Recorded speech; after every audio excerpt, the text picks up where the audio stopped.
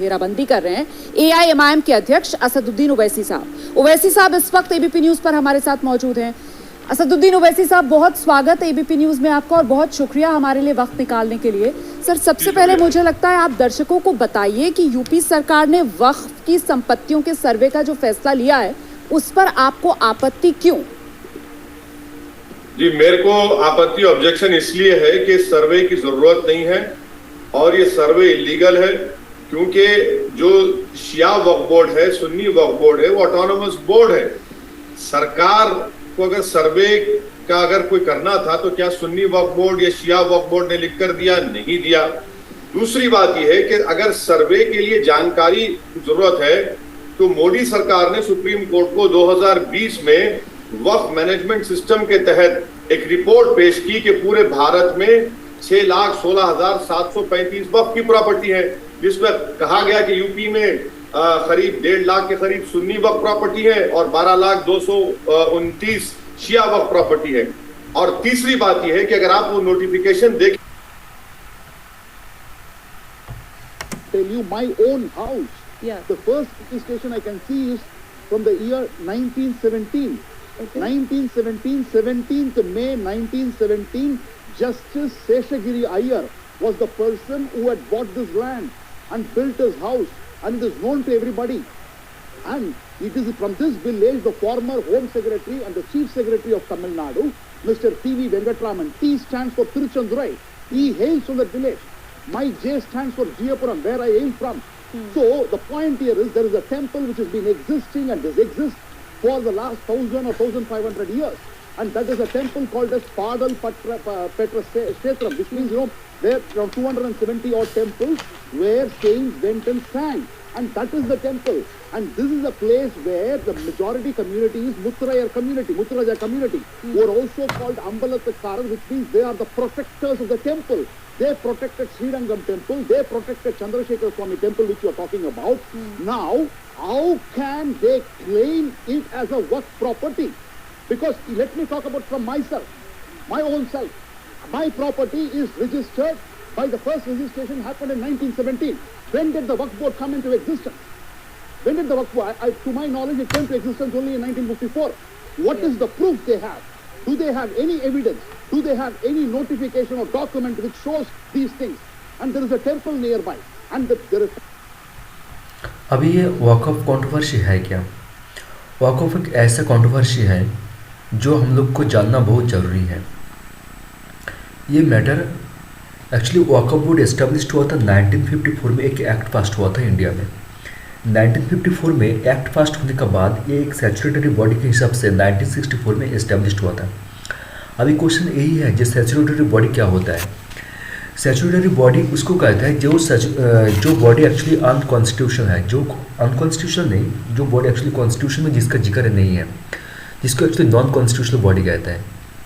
Okay, एक non constitutional body है ये वक़्फ़ बॉडी, जो स्पेशली मुस्लिम इंटरेस्ट के लिए काम करता है। कैसे हम इंडिया में जब दिल्ली सल्तनत आए थे, दिल्ली सल्तनत के बाद जब मोहम्मदन जो मुग़ल एम्पायर आया था, मुग़ल एम्पायर के बाद और जो भी इस्लामिक रूलर था इंडिया में, वो लोग को जितना सारा आर्किटेक्ट बनाया था, जो लोग को बहुत बड़ा बिल्डिंग बनाया था, जो लैंड ओनर किया था, वो लैंड टोटल इस लॉ, इस एक्ट पास होने के बाद इस लॉ के थ्रू 1964 में ये जाता है वक़्फ़ बोर्ड के अंदर।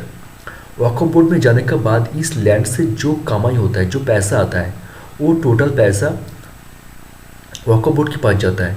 और ये पैसा टोटली चैरिटेबल हो, ट्रस्टी हो, ये ओनली फॉर मुस्लिम इंटरेस्ट के लिए ये पैसा काम करता है। तो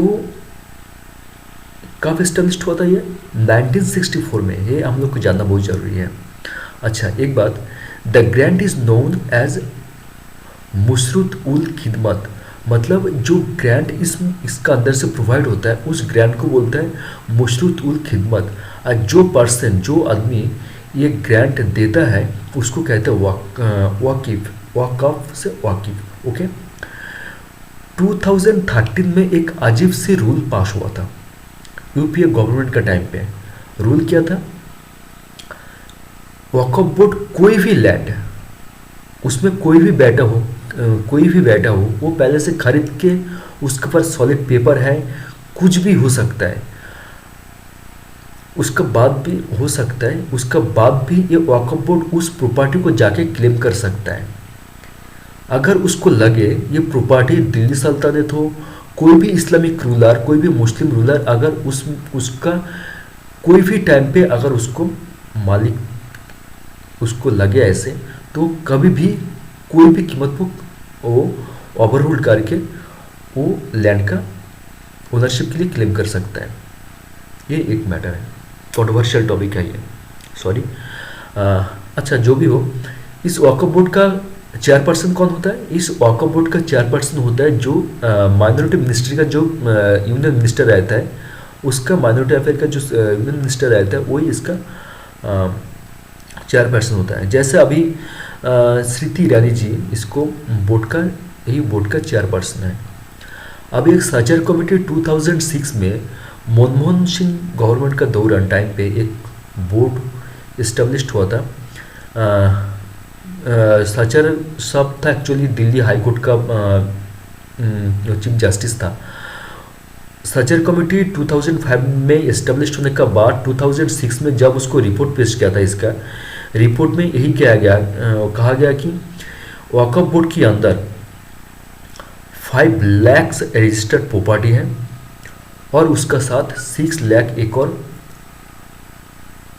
जमी है, लैंड है। 6 लाख एकड़ बोले तो 2400 किलोमीटर स्क्वायर लैंड उसके पास लैंड है, जिसका अभी करंट हिसाब से उसको 60 बिलियन उसको आयनर उसका बुक वैल्यू है। Okay, Waqf board has a tremendous amount of property. अभी 2009 में भी और एक कमेटी सेटअप किया गया था, जिस कमेटी का यही कहना था वक्फ बोर्ड का उसके अंदर 6 लाख एकड़ भी लैंड भी है और कम से कम 4 लाख रजिस्टर्ड प्रॉपर्टी है। ये सब मैटर वो लोग वक्फ बोर्ड कैसे कम करता है कि कोई भी इसका अंदर कितना स्कैम है, ये सब कितना फ्रॉड है, ये सब देखने के लिए ये कमेटी इस्टेब्लिश किया गया था।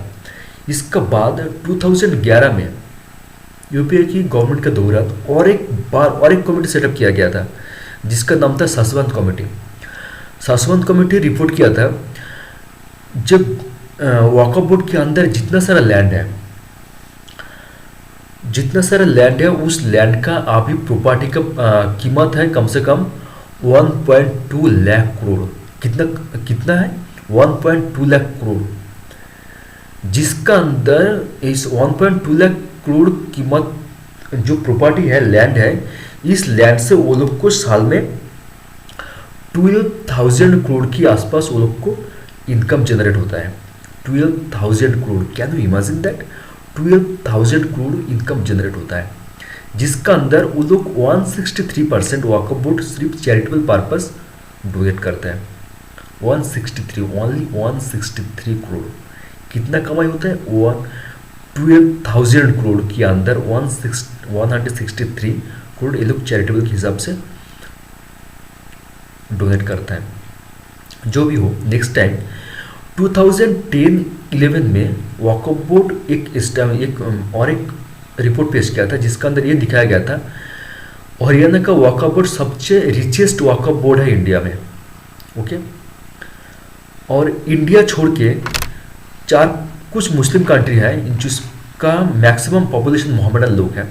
Indonesia, Egypt, Bangladesh, Jordan, Jerusalem, Saudi Arabia, इस कंट्री में भी वक्फ बोर्ड है। ऐसा नहीं है, लेकिन दूसरा ऐसा कुछ सेकुलर कंट्री में कोई भी हो, ऐसे डेमोक्रेटिक कंट्री में कोई भी, ऐसा यूरोपियन कंट्री में, अमेरिकन कंट्री में ऐसा आपको वक्फ बोर्ड नहीं मिलेगा। क्वेश्चन यही है कि इस कंट्री में वक्फ बोर्ड होना जायज़ है कि नहीं। Thanks for your watching. नमस्कार।